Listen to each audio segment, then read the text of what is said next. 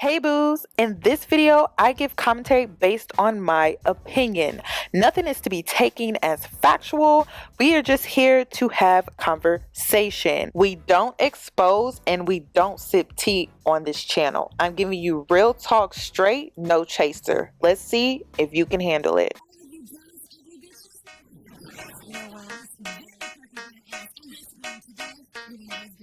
Cause I'm a boss. Oh, hell no.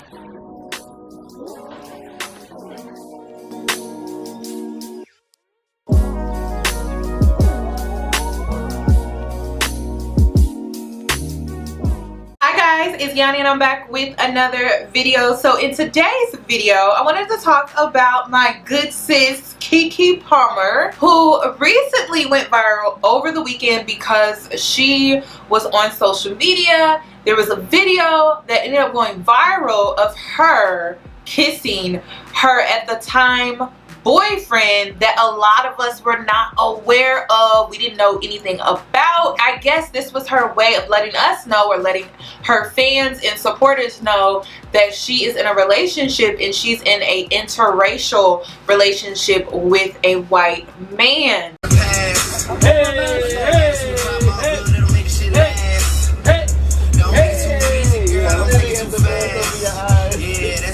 So Black Twitter, of course, doing what it does best. It went in on Keke Palmer for being with a white man. It is 2020 and we are still on this race loyalty thing. I'm not understanding why, because race loyalty among Black people have been dead for years now. The last time I feel personally that race loyalty was still a thing among Black folks, and we took it very, very seriously, was when we were going through the whole civil rights movement. You know, we were integrating with white folks, and so we had to have race loyalty, because something as simple as driving across state to visit family was dangerous. It was needed. It was necessary for those reasons, because the bigger enemy was racism. The bigger enemy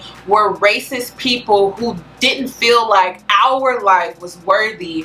And that was where this whole race loyalty stemmed from, was from a place of oppression, and it is also from a place of fear. The African American struggle for equal rights began when the Civil War ended.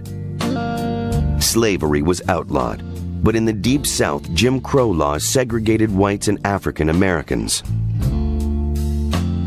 In the early 1900s, W.E.B. Du Bois and others created the National Association for the Advancement of Colored People, or the NAACP. The goal of the NAACP was to challenge racist laws in court. NAACP action brought many important civil rights cases to the Supreme Court. A lot of us had this whole race loyalty out of fear that we couldn't trust white folks at one point in time. But now we are in a new age, we're in a totally new decade, and people still have an issue with Black folks dating out of their race.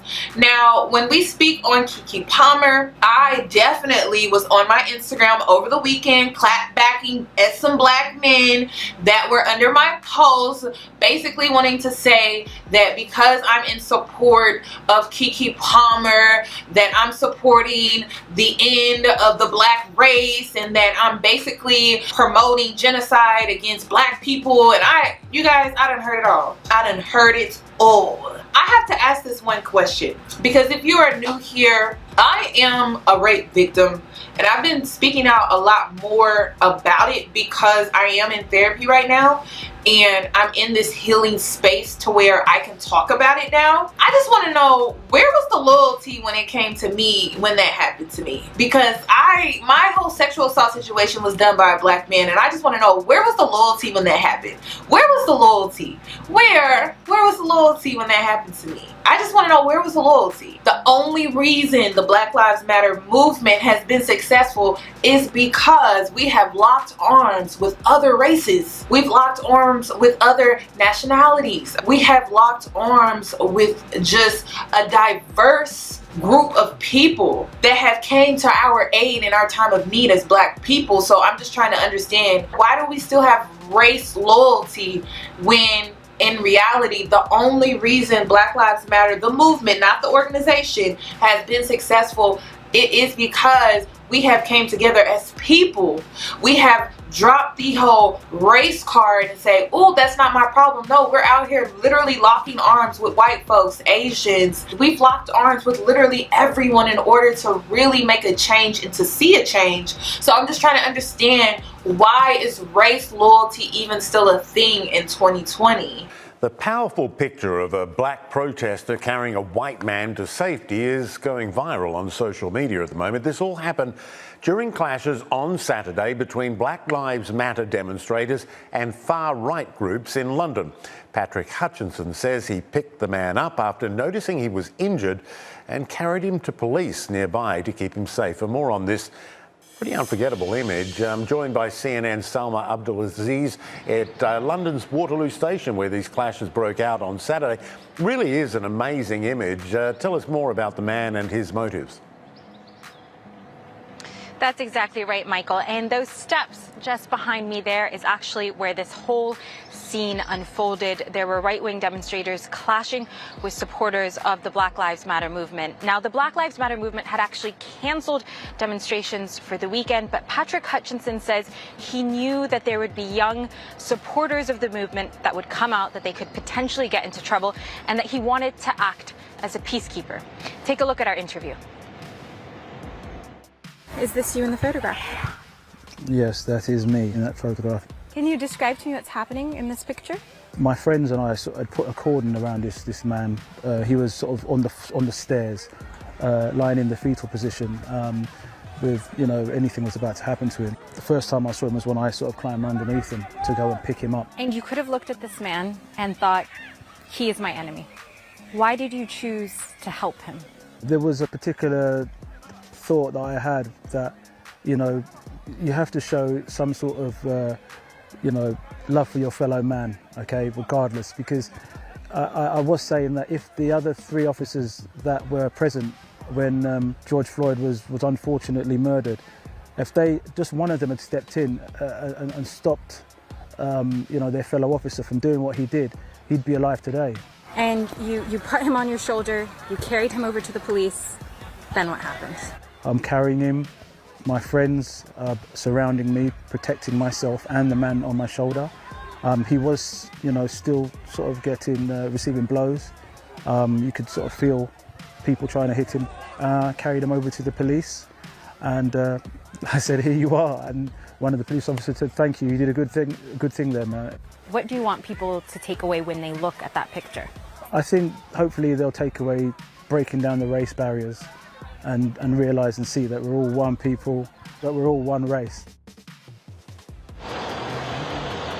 And this is what's so extraordinary about the Black Lives Matter movement, Michael. It doesn't have one address. It doesn't have one leader. It's not a monolith. It's how you interpret the idea. And for Patrick, interpreting that idea meant coming out on Saturday, even though he'd never attended any of the demonstrations, coming out on Saturday, trying to keep the peace between these two viciously opposed groups, and helping a man who could have potentially held prejudices against him, although he did not know who that man is, and he remains unidentified. And as you heard there, Patrick's hope is that, yes, in that moment he acted on instinct, but that there is a message in that, and that everyone is equal, everyone is human. And he says he hopes that that man he has rescued might see that picture and think that way as well. Michael? My loyalty lies with what is best for me and what's safe for me.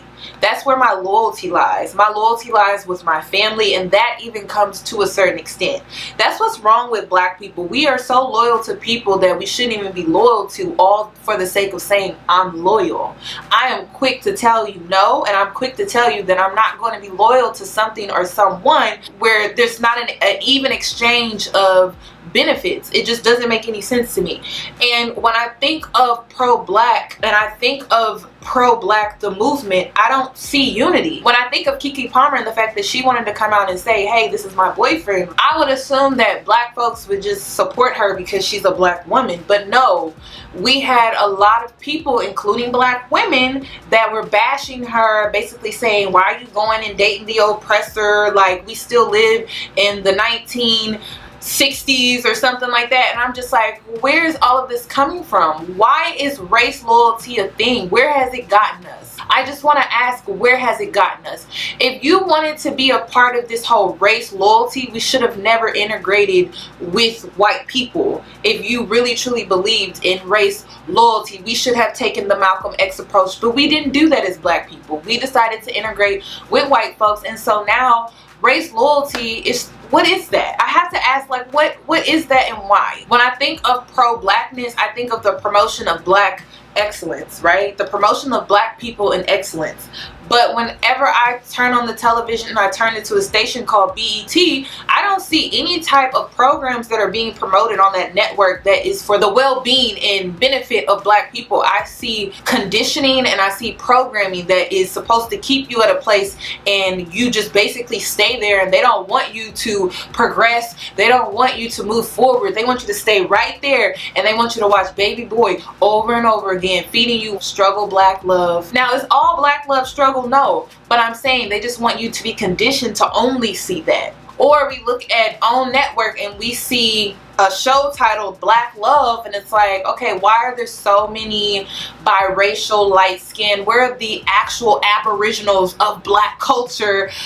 Brown, darker the berry, the sweeter the juice. Where are those skin tones? I just want to know, what is this whole promotion of black people, pro-black? What is that? And then what is race loyalty? I don't see anything wrong with Keke Palmer wanting to date out of her race if that is what she wants to do. I'm all about black women going where they are loved, including if that means that they're in a same-sex relationship. This is not, oh, I hate black men, this is a black man train. No, this is about healthy relationships, because healthy relationships produce healthy children, which produce healthy adults, which produce a healthier community. So when I say I don't mind black women dating out of their race, dating same sex, that is why, that is my only motivation, that is my only agenda. It has nothing to do with I hate or I don't like black men. Also, I saw a lot of black men under my Instagram posts that were commenting about how black women are always talking about how a brother, he gets some money and some status, and all of a sudden now he gets this white trophy wife. What does that have to do with me? Let me tell you guys something. Collectively, we as black women don't care when black men date out of their race, okay? If you want to take that up with someone, take that up with your mother's generation, your grandmother's generation, because they fed us that mentality. They fed us that mentality to stick our nose up at a brother for dating out of his race.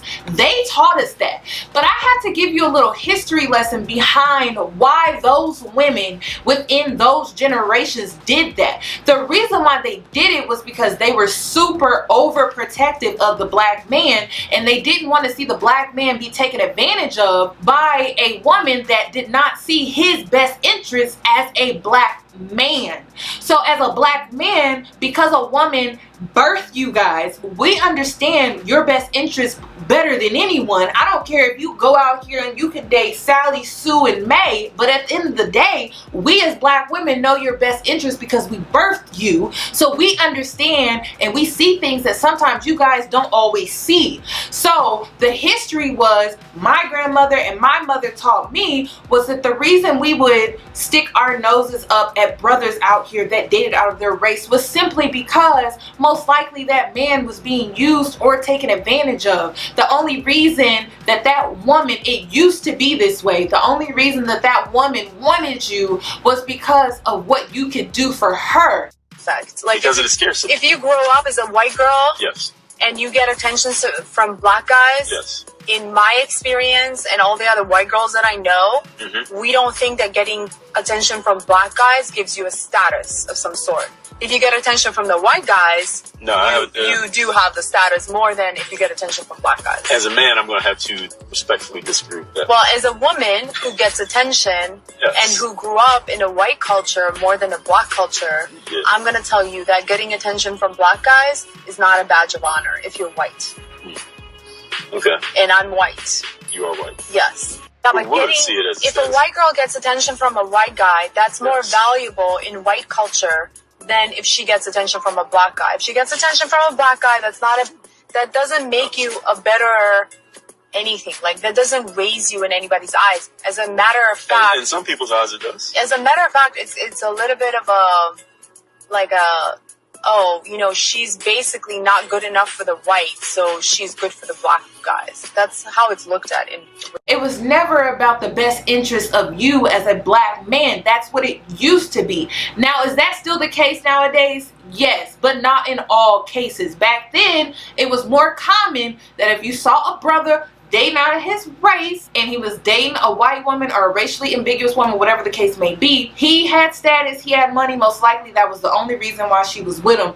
But at the end of the day, she wasn't out here marching and protesting during the civil rights movement and doing all of these different things to ensure the black man has some civil rights. So that's why black women reacted the way that they did. That is the history of why we did those things.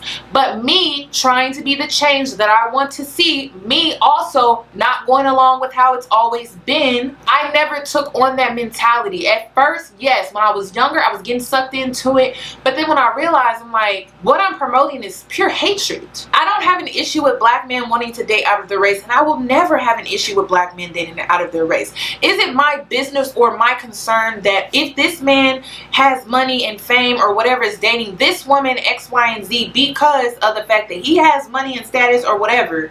That is not my business. That's not my concern. Not all white people are bad. We know that now. A lot of black people that are in high places, that are in leadership positions, and I don't see them being loyal to us regular folks, us regular black folks. I see them poisoning our children with their lyrics. I see them only giving back when it's like a tax write-off or when it's beneficial to them. I see pastors in black churches that are taking advantage of black people in the desperation and hope. They come through the doors of those churches and literally put their hopes and their desperations in the bottom of the offering baskets every Sunday. But then in reality, they have to go back to their community that lacks resources and fundings that are needed in order for the youth to be successful, because the youth is the future. So I'm just trying to understand, where's the race loyalty then? Where's the race loyalty when we have this Black Lives Matter movement that originated by black women, but somehow was bought out yet again by a white man that doesn't give a damn about black people? Where was the race loyalty then? But I see so many people that want to comment and comment and comment and comment, but I don't see you guys doing anything. You want to speak about race loyalty, but what are you doing for your race? Where is the black funding? I see the black funding going to Birkin bags for a white man that's living a very wealthy life. There's no loyalty. There's no loyalty when we buy. There's no loyalty when it comes to our religion, because a pastor will definitely take your money but not do anything for you. Y'all want to talk about Keke Palmer and y'all want to talk about black women being loyal to a race. For what? Where's our leaders? Earlier tonight, along with Mayor Keisha Lance Bottom, she was very strategic before she came out with the press conference about who she wanted there and the messaging that she wanted to get across. And therefore, she brought in Atlanta natives, rapper T.I. and also Killer Mike. Both of these men, businessmen in our communities as well, in the place where they were born and raised. Let's listen now to that sound from earlier from T.I. and Killer Mike. Atlanta is the place where people like me, Killer Mike, other artists, creatives, other people who come from our culture, and other people who rise up out of the wreckage of the struggle that we all experience just by being born a certain color in this country. But Atlanta is a place where we can set an example of prosperity, and we've done that for generations. People like Dr. King, Maynard Jackson, Ambassador Young have paved the way for us. When everything else goes away, when you don't get treated right in New York, when you don't get treated right in LA, when you can't get treated right in Detroit, when you don't get treated right in St. Louis, when you don't get treated right in Alabama, Atlanta has been here for us. This city don't deserve it. However, I understand that a lot of others do. But we can't do this here. This is Wakanda. It's sacred. It must be protected. What have we accomplished? This is another thing. What have we accomplished as black people within the last decade? What have we accomplished? What success have we gained? What leadway have we made? I see award shows. I see a Black Lives Matter organization.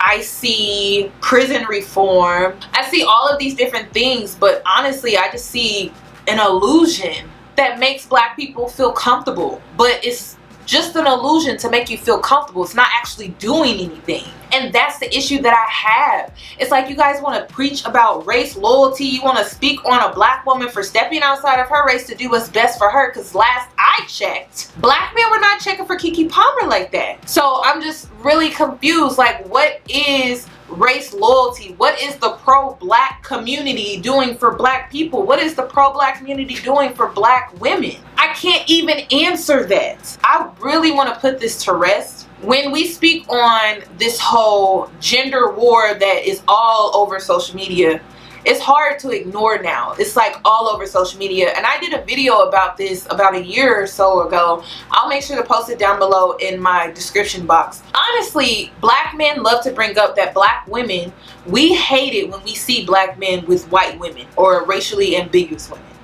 And what I'm trying to get black men to understand, and it's only the ones that do this because they all don't do this, but the ones that do, when you say things like, oh, I don't date black women because their hair is nappy, they loud, they ghetto. You stereotype us to give reasoning behind why you're dating out of your race. Just date out of your race. You don't need to stereotype every black woman when you've only been with what, maybe 2 or 3? Some of y'all only been with 1. You stereotype us all to be the same. Or you've only dealt with the black women within your environment, and so you stereotype us all to be the same. And then you turn around and you throw it in our face like, oh, so I'm gonna just go get me a white girl. I've seen it. And so now in retaliation, because within this gender war among black men and black women, I've seen black women starting to do it. Oh yeah, I'm with Chad, because Chad, he's not a thug, he's not X, Y, and Z. He's not Dusty. Right, so there seems to be a battle of the sexes of some type going on between the black man and the black woman. Whenever there is something positive said about black men, there are always sisters that feel the need to try to challenge that by demonizing him. Whenever there's something positive said about black women, there are always brothers that feel the need to try to belittle and degrade the black woman the best way he can. And I think that we all need to accept the fact that both the black man and the black woman have been hurt, and we have all been conditioned to hate each other, and we can bash each other as much as we want to, but what is that really changing? I like to say we can cut the leaves off the tree, but if the roots are still there, they're just going to keep growing back. So we can point fingers at each other and play the blame game as much as we want to all day, every day, but until we get to the root cause of all of this, until we acknowledge the system that has us hating each other in the first place, nothing is going to change, and we're never really going to advance as far as black man and black women go. When you look at the propaganda that is being used, you can see that black families and black men and black women are usually always portrayed negatively. Black women are usually portrayed as loud and ratchet, promiscuous, insecure. They can't get along with other sisters. They always gossiping, always fighting. They're a baby mama with several different baby daddies. The black man is usually always portrayed as a deadbeat daddy. He's a criminal. He's gay. He's attracted to every other race of woman except for his own. He's abusive. He's unfaithful in relationships. And both the black man and the black woman are usually portrayed as materialistic and selfish.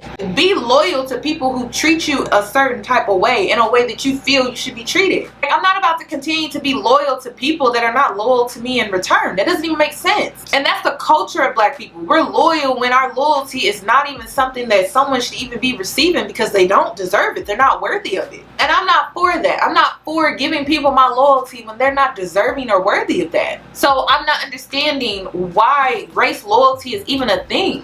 Be loyal to those who are loyal to you. It's simple. And that could be a white man. Just depends. I would have to see his character. Not because he's white. I don't understand. It's like race is man-made. Like, why are we still even talking about this? I understand we need to acknowledge race within society because we all go through different social issues within society based off of our race. But at the end of the day, race is still man-made. Have we not came to that conclusion and understanding? So that's all that I have regarding this video, you guys. I would love your thoughts and opinions, so make sure you comment them down below. Do you guys still believe in race loyalty? Comment down below. If you're new here, subscribe, hit the notification bell so that you are notified for when I upload. This is Real with Yoni, and I will see you guys in my next video.